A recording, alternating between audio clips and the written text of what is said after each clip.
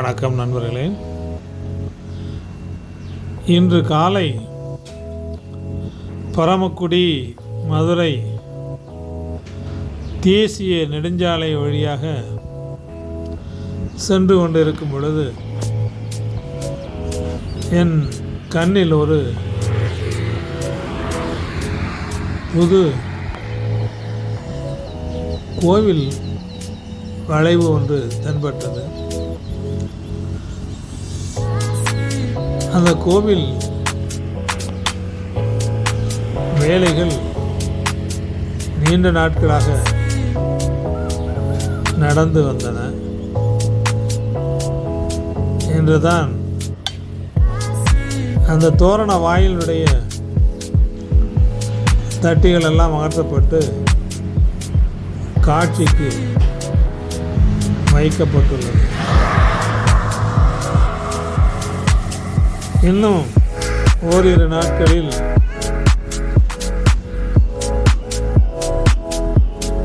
சிவராத்திரி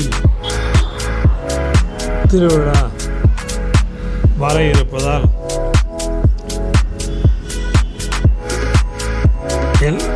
எல்லா கிராம கோவில்களிலும்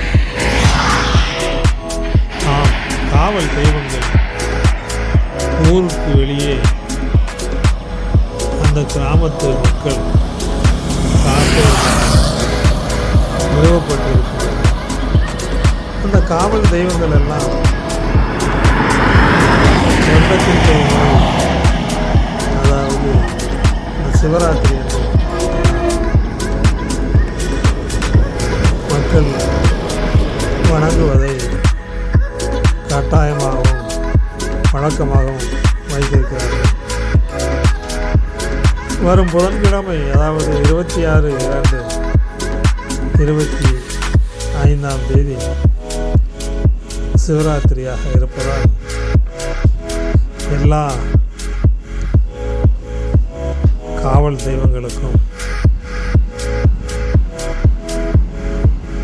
விழா எடுப்பதும் மக்கள் அந்த கிராம தேவதைகளை வழிபடுவதும் அவற்றிடம் அவர்கள் குறைகளை வைப்பதும், ஏற்கனவே அவர்கள் கோரிக்கைகள் நிறைவேற்றப்பட்டிருந்தால் அவர்கள் செலுத்த வேண்டிய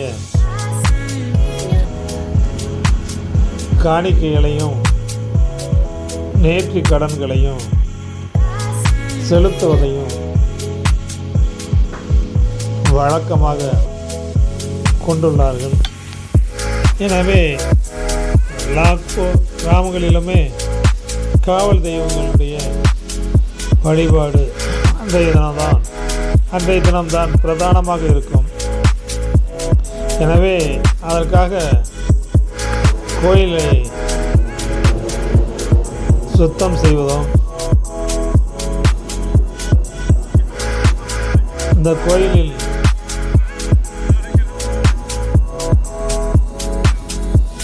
குறையாக இருக்கக்கூடிய சிறு சிறு மராமத்து வேலைகளையும் செய்து முடிப்பதையும் வழக்கமாக கொண்டிருக்கிறார்கள். அந்த அடிப்படையிலேயே நாம் பார்க்கக்கூடிய இந்த ஐயனார் கோயிலிலும்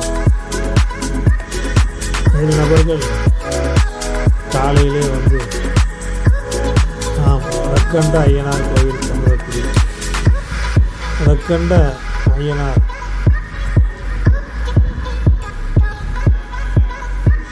பெயர் வினோதமாக இருந்தாலும் இந்த கோயிலுமே வேறு கோயில்களில் காண்பது போல் குதிரைகளோ யானை சிலைகளோ ஏதும் இல்லாமல் சற்று வேறுபட்ட தோற்றத்திலேயே இருக்கின்றது. இருந்தாலும் இந்த கோவிலின் அமைந்திருக்கக்கூடிய இந்த ஊரணி மிகவும் பிரமாதமாக இருக்கிறது. இதுபோன்று அழகிய பெரிய ஊரணி வேறு எந்த கோயில்களும் பார்க்க முடியாது. அந்தளவுக்கு பெரிதாக இருப்பது மட்டுமில்லாமல் மிகவும் சிறப்பாகவும் பராமரிக்கப்பட்டு வருகிறது. அந்த ரக்கண்ட ஐயனாருக்கு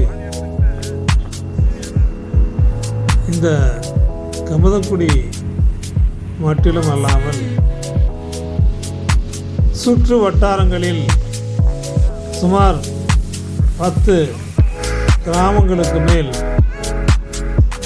அதை வழக்கமாக வழிபடக்கூடிய பாத்தியதை உள்ளவர்களும் இருப்பதாக கேள்விப்பட்டேன். அவர்கள் அவ்வப்பொழுது அவர்கள் வீட்டில் குலதெய்வ வழிபாட்டிற்காக வந்து பிள்ளைகள் பிறந்த பின்பு காது குத்தி விழா எடுப்பதும், அந்த காது குத்து வைபவத்திலே மொட்டை காணிக்கு செலுத்துவதும் வழக்கமாக கொண்டிருக்கிறார்கள். அதுபோக சில திருமணங்களும் கூட இந்த ஐயனார் கோவிலில் நடப்பது வழக்கமாம். நாம் அந்த கோவிலுக்கு சற்று இடதுபுறம் பெரிய அளவில் உணவு உண்ணக்கூடிய அறையும் சிறப்பாக கட்டப்பட்டு சீரிய முறையிலே பராமரிக்கப்பட்டிருக்கிறது. நான் சென்ற பொழுது பூசாரி இந்த கோவிலில் இல்லை. அவர் எங்கு என்று கேட்டேன். இன்னும் சிறிது நேரத்தில் வந்து விடுவார் என்று கூறினார்கள்.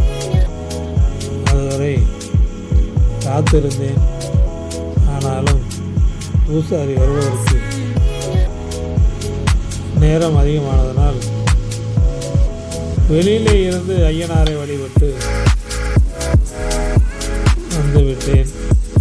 தாங்கள் தற்பொழுது பார்ப்பது 7 சிலைகள் கொண்ட ஒரு அமைப்பு.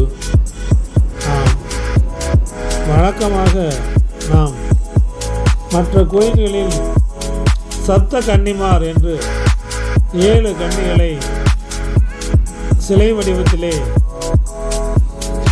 செதுக்கி இருப்பார்கள்.